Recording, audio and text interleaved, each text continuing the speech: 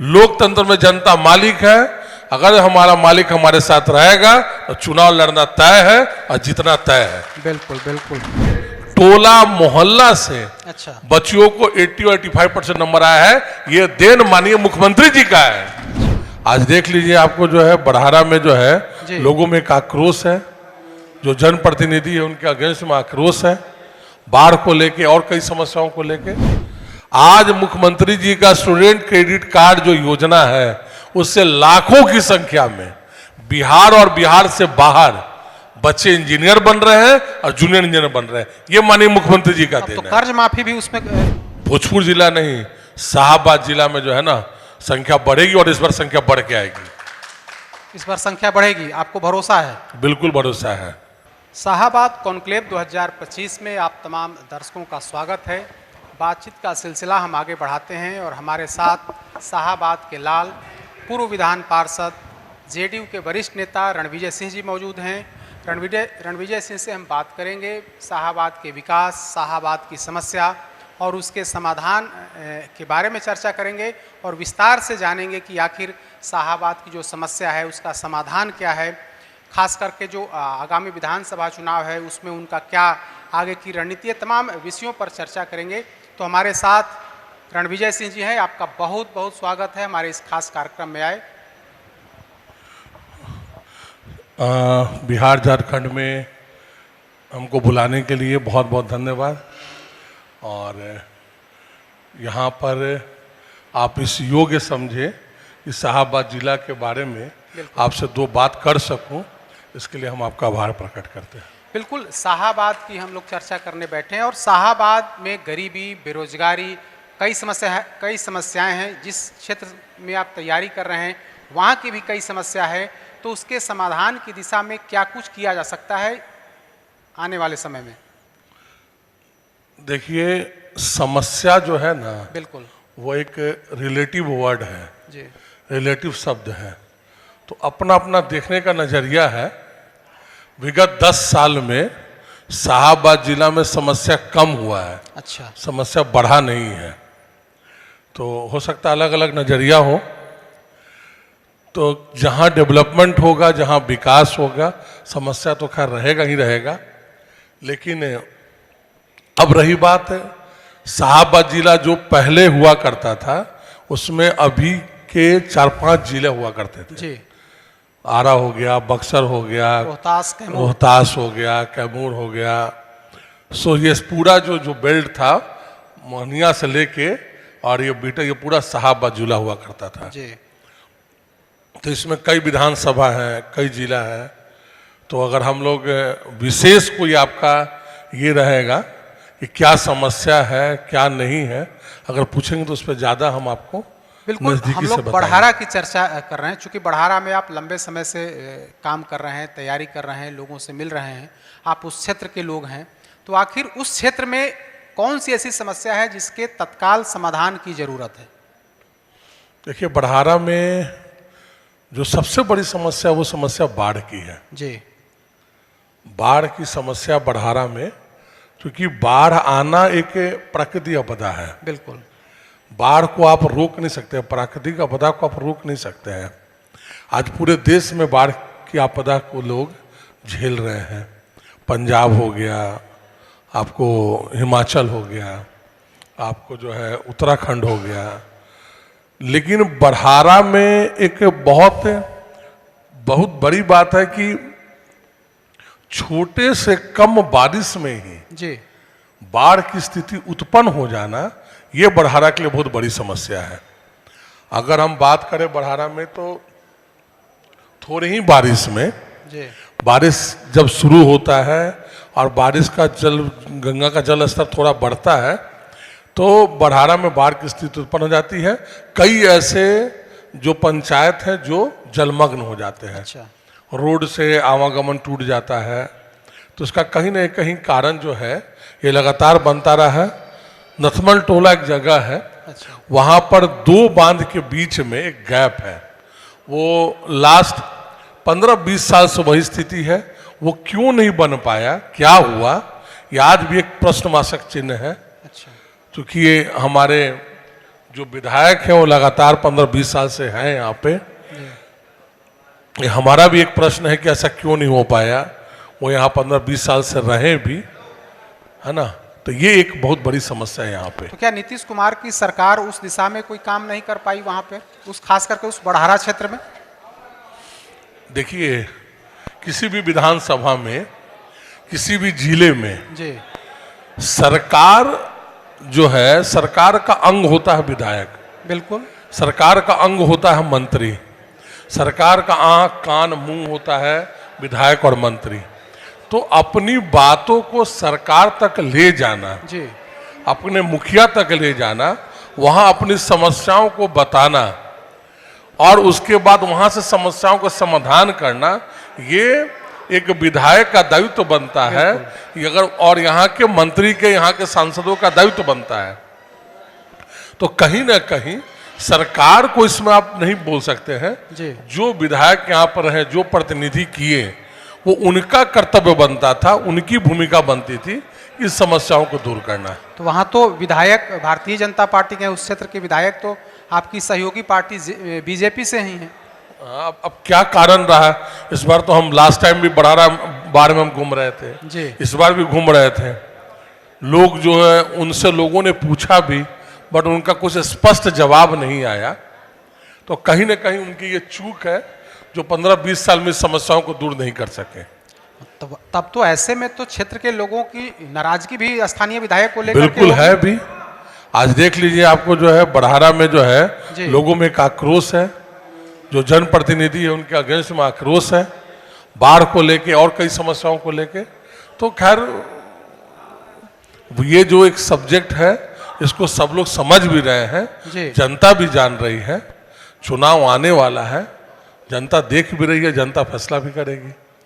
आप बड़हारा से चुनाव की तैयारी कर रहे हैं, क्या लगता है, चूंकि वहां पर बीजेपी की सिटिंग सीट है, आप जेडीयू के पूर्व जेडीयू में हैं, जेडीयू के वरिष्ठ नेता हैं, पूर्व एमएलसी हैं, तो क्या लगता है, क्या संभावना दिखती है कि वह सीट बंटवारे में वो जेडीयू के खाते में जाएगी? देखिए, पिछले बार भी हम जेडीयू में चुनाव लड़ने आए थे। जी बिल्कुल, हमें याद है। हाँ, और माननीय मुख्यमंत्री जी ने, हमारे शीर्ष नेता जी ने और हमारे बड़े भाई ललन बाबू ने जी बिल्कुल स्पष्ट कहा था कि आपको चुनाव लड़ना है, और हम चुनाव लड़ने ही के लिए आए थे। कुछ ऐसी राजनीतिक पेच, कुछ ऐसी परिस्थिति बनी जिसमें ये सीट चला गया बीजेपी को। अच्छा। फिर भी हमने मतलब ये समझ लिए कि जो एनडीए धर्म का पालन किया, जी, गठबंधन धर्म का पालन किया, और हम जहां जहां स्टार प्रचारक में हमारा नाम था, जो जो हमारे लोग लड़ रहे थे, वहां उनको हम गए, उनके हाथों को हमने मजबूत किया। अच्छा। लेकिन अब कब तक इस चीज को करते रहेंगे?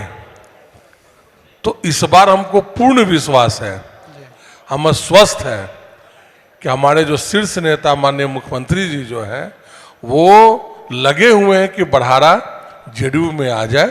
जी। कहीं ना कहीं कमिटमेंट को लेके माननीय मुख्यमंत्री जी का एक अपना अलग पहचान है, और जो भी हमारे और भी जो शीर्ष नेतागण है, जो चुनाव कमेटी में, टिकट कमेटी में है, उनको भी जानकारी है। तो हमें पूरा विश्वास है कि इस बार जो है बड़हारा की सीट जो है जेडीयू को जाएगी, और वो हमको बड़हारा से चुनाव लड़ने के लिए। तो क्या इस संबंध में कोई अपने राष्ट्रीय अध्यक्ष मुख्यमंत्री नीतीश कुमार से कोई बातचीत हुई है? कंटिन्यू हमारी बातचीत चल रही है। अच्छा। क्योंकि अभी आपस में ही टिकट का बंटवारा नहीं हुआ है, क्योंकि एनडीए में कई दल हैं, तो आपस में बंटवारा भी नहीं हुआ है। समय है, बहुत ज्यादा नहीं बचा हुआ है, क्योंकि आचार संहिता भी लगने वाला है।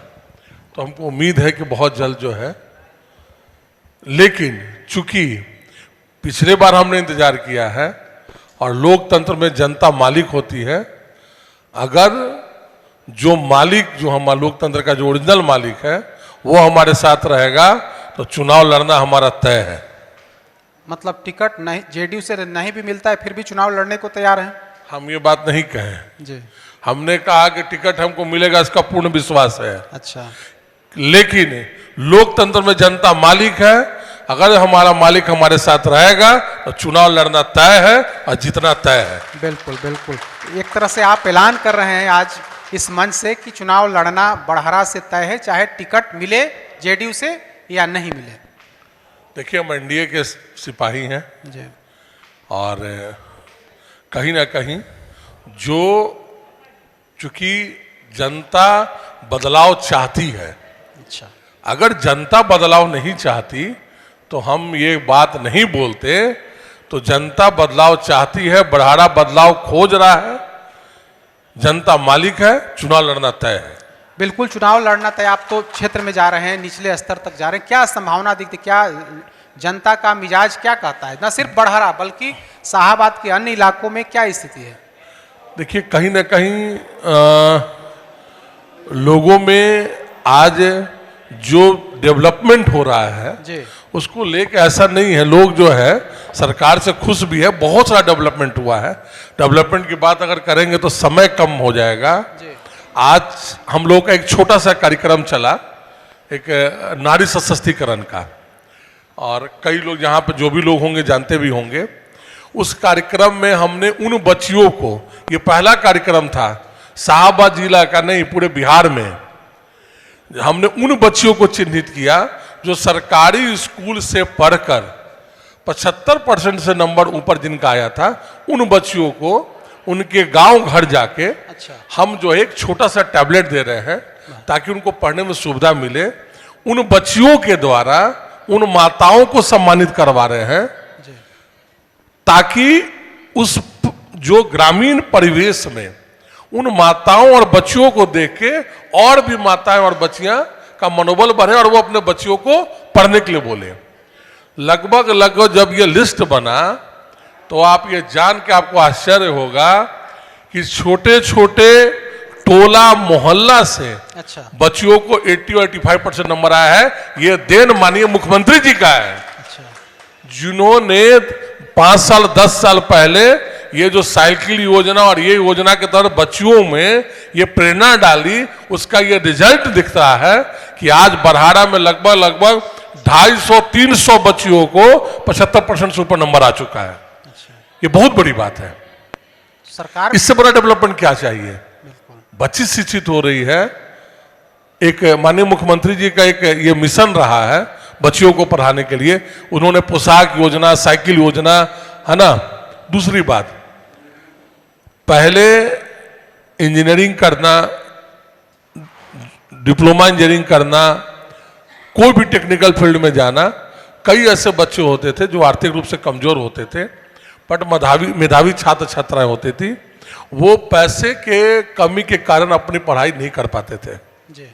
आज मुख्यमंत्री जी का स्टूडेंट क्रेडिट कार्ड जो योजना है, उससे लाखों की संख्या में बिहार और बिहार से बाहर बच्चे इंजीनियर बन रहे हैं और जूनियर इंजीनियर बन रहे हैं। ये माननीय मुख्यमंत्री जी का अब देन तो है। कर्ज माफी भी उसमें कर दिए हैं। अब सॉरी, सूद बिल्कुल, उसमें बच्चे का जो सैलरी होगा उसी को देखते हुए उनको रिटर्निंग का उसमें स्कीम है।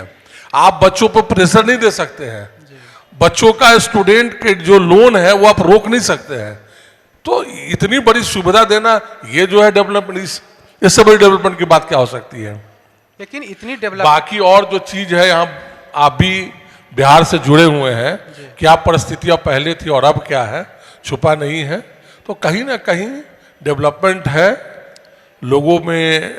तो जो लोग हैं वो आज भी जो है एनडीए की तरफ देख रहे हैं और उनको लग रहा है। रणविजय सिंह जी, विकास की बात आपने की, विकास हो भी रहा है, फिर भी आपके इस इलाके में जो हम लोग शाहाबाद की चर्चा करने बैठे हैं, न तो 2020 में नीतीश कुमार को सफलता मिली, न तो 2024 के लोकसभा चुनाव में सफलता मिली। आखिर इसके पीछे क्या वजह आप मानते हैं? देखिए, चूंकि ये सब्जेक्ट हमारे कई शीर्ष नेता ऊपर बैठ के डिसीजन लेते हैं, लेकिन कहीं ना कहीं एक हमारे समझ से बहुत ज्ञान नहीं है राजनीति का हमको, बट जो हम लोगों 10 साल से लोगों के बीच हम घूम रहे हैं, कहीं ना कहीं अगर अच्छे लोगों को टिकट मिलेगा तो भोजपुर जिला नहीं, शाहाबाद जिला में जो है ना संख्या बढ़ेगी और इस बार संख्या बढ़ के आएगी। इस बार संख्या बढ़ेगी, आपको भरोसा है? बिल्कुल भरोसा है। बिल्कुल, तो इसी के साथ इस चर्चा को विराम देते हैं। आपका बहुत बहुत शुक्रिया। आप बड़हरा से चुनाव लड़ने का आपने ऐलान भी कर दिया है और साफ कर दिया है कि वे किसी भी कीमत पर चुनाव लड़ेंगे। आपका बहुत बहुत धन्यवाद। चलिए, बहुत बहुत धन्यवाद, आप यहाँ बुलाए, धन्यवाद। पनोरमा ग्रुप, जो सोचता है वो करता है। आपके अपने सपनों का आशियाना। ये लो, मुंह मीठा करो। आज मैंने अपना जॉब छोड़ दिया, अब हम पूर्णिया वापस जाएंगे। जॉब छोड़ दिया है? मतलब ये घर कैसे चलेगा? हम करेंगे क्या? और माँ बाबूजी क्या बोलेंगे? इसलिए मैं एक और मिठाई का डब्बा लाया। अपने बिजनेस के लिए लोन अप्रूव हो गया। अरे लोन अप्रूव हो गया वो तो ठीक है, लेकिन पूर्णिया में हम रहेंगे कहाँ? अपना घर भी तो नहीं है वहाँ। इसलिए तो एक और मिठाई का डब्बा अलग से लाया हूँ। हमने पूर्णिया में घर ले लिया है, पूर्णिया के ई होम्स पैनोरमा में। पूर्णिया में पैनोरमा ग्रुप लेकर आए हैं ई होम्स पैनोरमा। बड़ा घर, आलीशान जिंदगी और अत्याधुनिक सुविधाओं के संग। अरे अरे, अब क्यों मुंह मीठा करवा रही हो? क्योंकि हम घर वापसी जो कर रहे हैं। घर वापसी की खुशी पूर्णिया में ई होम्स पैनोरमा के संग। ई Homes Panorama, luxurious lifestyle redefined.